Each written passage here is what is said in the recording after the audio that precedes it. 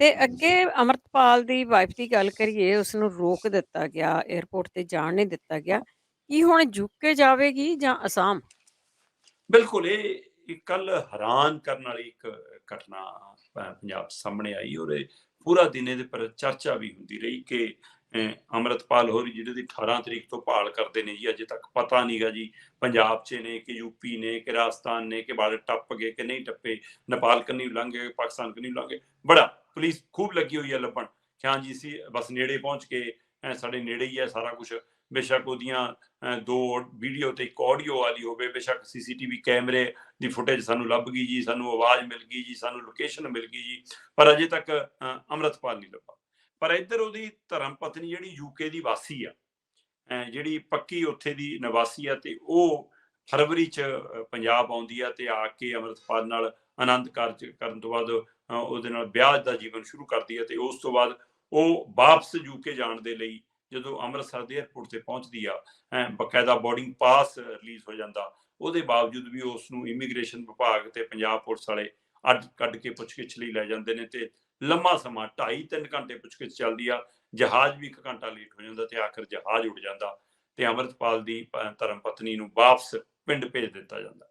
ਸੋ ਇਸ ਨੇ ਇੱਕ ਕਿੰਨੇ ਸਵਾਲ ਖੜੇ ਕੀਤੇ ਕਿ ਇੱਕ ਪਾਸੇ ਤਾਂ ਉਹ ਦਮ ਭਰ ਰਹੀ ਹੈ ਕਿ ਮੇਰੇ ਤੇ ਕੋਈ ਕੇਸ ਨਹੀਂ, ਮੇਰਾ ਕਿਸੇ ਮਾਮਲੇ 'ਚ ਇਨਵੋਲਵਮੈਂਟ ਨਹੀਂ, ਮੇਰੇ ਦੇ ਉੱਤੇ ਕੋਈ ਇਨਕੁਆਇਰੀ ਨਹੀਂ, ਕੋਈ ਜਾਂਚ ਨਹੀਂ, ਮੈਂ ਵਿਦੇਸ਼ੀ ਨਾਗਰਿਕ ਹਾਂ ਤੇ ਉਸ ਨਾਤੇ ਮੇਰਾ 180 ਦਿਨਾਂ ਦਾ ਮੇਰੇ ਕੋਲ ਵੀਜ਼ਾ ਤੇ ਉਹਦੇ ਵਿੱਚ ਮੈਂ ਆਪਣੇ ਮਾਪਿਆਂ ਨੂੰ ਮਿਲਣ, ਆਪਣੇ ਰਿਸ਼ਤੇਦਾਰਾਂ ਨੂੰ ਮਿਲਣ, ਆਪਣੇ ਘਰਦਿਆਂ ਨੂੰ ਮਿਲਣ ਵਾਪਸ ਜਾ ਰਹੀ ਹਾਂ ਤੇ ਮੈਨੂੰ ਰੋਕਿਆ ਕਿਉਂ ਜਾ ਰਿਹਾ? ਉਹਦਾ ਸਵਾਲ ਹੈ। ਦੂਏ ਪਾਸੇ ਪੁਲਿਸ ਕਹਿੰਦੀ ਜੀ ਕਿ ਇਹ ਪਹਿਲਾਂ ਤੋਂ ਹੀ ਰਡਾਰ ਤੇ ਨੇ ਜੀ, ਨਿਸ਼ਾਨੇ ਤੇ ਨੇ ਜੀ, ਲੁੱਕਆਊਟਸ ਨੋਟਿਸ ਜਾਰੀ ਹੈ ਜੀ। ਬਿਆਨ ਸਪਸ਼ਟ ਕੋਈ ਨਹੀਂ, ਅੰਦਰੋਂ ਇਹ ਖਬਰ ਆਈ ਜਾਂਦੇ ਕਿ ਨਹੀਂ ਜੀ ਉਹ ਤਾਂ ਜੇ ਲੁੱਕਆਊਟ ਨੋਟਿਸ ਜਾਰੀ ਹੈ ਤਾਂ ਫਿਰ ਘਰੋਂ ਨਿਕਲਣ ਲੱਗੇ ਹੀ ਪਤਾ ਸੀ ਤੁਹਾਨੂੰ। ਪੁਲਿਸ ਨੂੰ ਉੱਥੇ ਪਤਾ ਸੀ ਉਹਦੇ ਚਾਚਾ ਦਮ ਭਰ ਰਿਹਾ ਅੰਮ੍ਰਿਤਪਾਲ ਦਾ ਕਿ ਨਹੀਂ, ਪੁਲਿਸ ਨੂੰ ਪਤਾ ਸੀਗਾ ਜੀ ਕਿਹਨੇ ਜਾਣਾ ਸੀਗਾ ਜੀ, ਉਹਦੀ ਧਰਮ ਪਤਨੀ ਨੇ ਜਾਣਾ, ਤੇ ਫਿਰ ਉੱਥੇ ਕਿਉਂ ਨਹੀਂ ਰੋਕਿਆ? ਫਿਰ ਦੂਸਰਾ ਸਵਾਲ ਇਹ ਹੈ ਕਿ ਕੀ ਅੱਜ ਰੋਕ ਲਿਆ? ਜੂਨ ਜੁਲਾਈ ਤੱਕ ਕੋਈ ਵੀਜ਼ਾ, ਜੇ ਫਰਵਰੀ ਦੇ ਹਵਾਲੇ ਨਾਲ ਵੀ ਦੇਖੋ 180 ਦਿਨਾਂ ਦਾ ਜੇਕਰ ਵੀਜ਼ਾ ਤਾਂ ਲਗਭਗ ਮਤਲਬ ਕਿ ਉਹਦੇ ਕੋਲ 6 ਮਹੀਨਿਆਂ ਦਾ ਵੀਜ਼ਾ ਹੈਗਾ। ਸੋ ਉਸ ਹਵਾਲੇ ਨਾਲ ਜੇਕਰ ਤੁਸੀਂ ਦੇਖੋਗੇ 6 ਮਹੀਨਿਆਂ ਦੇ ਵੀਜ਼ੇ ਸਵਾਲ ਨਾਲ ਫਰਵਰੀ ਤੋਂ ਲੈ ਕੇ ਜੂਨ ਜੁਲਾਈ ਤੱਕ ਉਹਦੇ ਕੋਲ ਵੀਜ਼ਾ ਹੈਗਾ। ਤਾਂ ਜੇਕਰ ਹੁਣ ਜੂਨ ਜੁਲਾਈ 'ਚ ਦੁਬਾਰਾ ਜਾਣ ਦੀ ਕਵਾਇਦ ਕਰਦੀ ਹੈ, ਕੀ ਉਸ ਨੂੰ ਤਦ ਵੀ ਰੋਕਿਆ ਜਾਊਗਾ?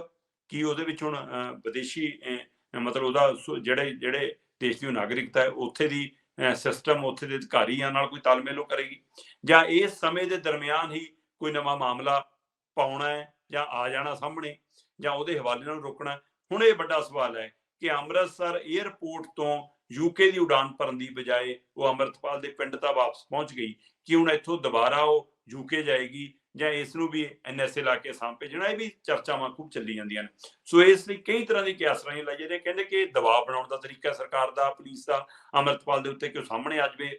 ਕਈ ਕਹਿੰਦੇ ਨਹੀਂ ਜੀ ਇਹ ਅਚਾਨਕ ਕਿਉਂ ਤੁਰ ਪਈ ਜੀ, ਇਹ ਤਾਂ ਜੂਨ ਜੁਲਾਈ 'ਚ ਜਾਣਾ ਸੀ ਜੀ, ਜੇ ਹੁਣ ਜਾ ਰਹੀ ਹੈ ਤਾਂ ਕੀ ਉਹ ਬਾਹਰ ਮਿਲਣਗੇ ਜੀ, ਅੰਮ੍ਰਿਤਪਾਲ ਵੀ ਬਾਹਰ ਚਲਾ ਗਿਆ। ਸੋ ਇਹ ਕਿੰਨੀਆਂ ਤਰ੍ਹਾਂ ਦੀਆਂ ਹਵਾ 'ਚ ਕਿਆਸਰਾਈਆਂ ਚੱਲੀ ਜਾਂਦੀਆਂ, ਪਰ ਨਾ ਤਾਂ ਇਸ ਮਸਲੇ ਤੇ ਜੇ ਪੁਲਿਸ ਨੇ ਆਪਣਾ ਪੱਖ ਰੱਖਿਆ, ਨਾ ਉਹਨਾਂ ਨੇ ਅਜੇ ਹੁਣ ਕੁਝ ਮੀਡੀਆ ਸਾਹਮਣੇ ਬੋਲਣ ਦਾ ਕੋਈ ਫੈਸਲਾ ਕੀਤਾ। ਸੋ ਫਿਲਹਾਲ ਬੀਬੀ ਵਾਪਸ ਆਪਣੇ ਘਰੇ ਪਿੰਡ ਪਹੁੰਚ ਗਈ ਅੰਮ੍ਰਿਤਪਾਲ ਦੇ, ਤੇ 에ਅਰਪੋਰਟ ਤੋਂ ਮੋੜ ਦਿੱਤੀ ਗਈ ਹੈ। ਤੇ ਇਹਨੇ ਇੱਕ ਸਿਸਟਮ ਤੇ ਸਵਾਲ ਫਿਰ ਖੜਾ ਕਰ ਦਿੱਤਾ ਕਿ ਇੱਕ ਪਾਸੇ ਤੁਸੀਂ ਕਹਿੰਦੇ ਹੋ ਅਸੀਂ ਕਿਸੇ ਨੂੰ ਬਿਨਾਂ ਮਤਲਬ ਤੋਂ ਤੰਗ ਨਹੀਂ ਕਰਦੇ, ਹੈਨਾ, ਤੇ ਦੂਸਰੇ ਪਾਸੇ ਜਿਹਦੇ ਤੇ ਤੁਸੀਂ ਕਹਿੰਦੇ ਹੋ ਕੋਈ ਪਰਚਾ ਨਹੀਂ, ਕੋਈ ਸ਼ਿਕਾਇਤ ਨਹੀਂ, ਕੋਈ ਕੰਪਲੇਂਟ ਨਹੀਂ, ਕੋਈ ਮਾਮਲਾ ਨਹੀਂ, ਤੇ ਤੁਸੀਂ ਉਸ ਨੂੰ ਰੋਕ ਰਹੇ ਹੋ।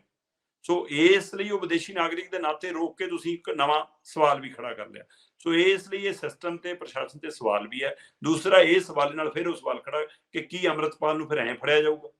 ਇਹਦੇ ਰਾਹੀਂ ਫੜ ਲਓਗੇ? ਇਹ ਦਬਾਅ ਬਣਾ ਕੇ ਫੜ ਲਓਗੇ? ਇਹ ਕਿੰਨੇ ਹੀ ਤਰ੍ਹਾਂ ਦੇ ਸਵਾਲ ਨੇ। ਸੋ ਆਉਣ ਵਾਲੇ ਸਮੇਂ 'ਚ ਇਹ ਘਟਨਾਕ੍ਰਮ ਨਵੇਂ ਰੂਪ 'ਚ ਸਾਹਮਣੇ ਵੀ ਆ ਸਕਦਾ। ਸੋ ਦੇਖਣ ਵਾਲੀ ਗੱਲ ਵੀ ਪਰ ਨਜ਼ਰ ਰਹੇਗੀ ਹੁਣ ਅੰਮ੍ਰਿਤਪਾਲ ਦੀ ਧਰਮ ਪਤਨੀ ਸਾਹਮਣੇ ਕਿਸ ਰੂਪ 'ਚ ਆਉਂਦੀ ਹੈ, ਕਿ ਉਹ ਕੋਈ ਕਚਹਿਰੀ ਜਾਂਦੀ ਹੈ, ਕੋਰਟ ਜਾਂਦੀ ਹੈ, ਵਿਦੇਸ਼ੀ ਮੰਤਰਾਲੇ ਨਾਲ ਸੰਪਰਕ ਕਰਦੀ ਹੈ, ਯੂਕੇ ਨਾਲ ਐਮਬੈਸੀ ਨਾਲ ਸੰਪਰਕ ਕਰਦੀ ਹੈ, ਤੇ ਉਹ ਤੋਂ ਬਾਅਦ ਕੀ ਉਧਰੋਂ ਕੋਈ ਦਿਸ਼ਾ ਨਿਰਦੇਸ਼ ਆਉਂਦੇ ਨੇ, ਉਹਦੇ ਪਰ ਨਜ਼ਰ ਰਹੇਗੀ।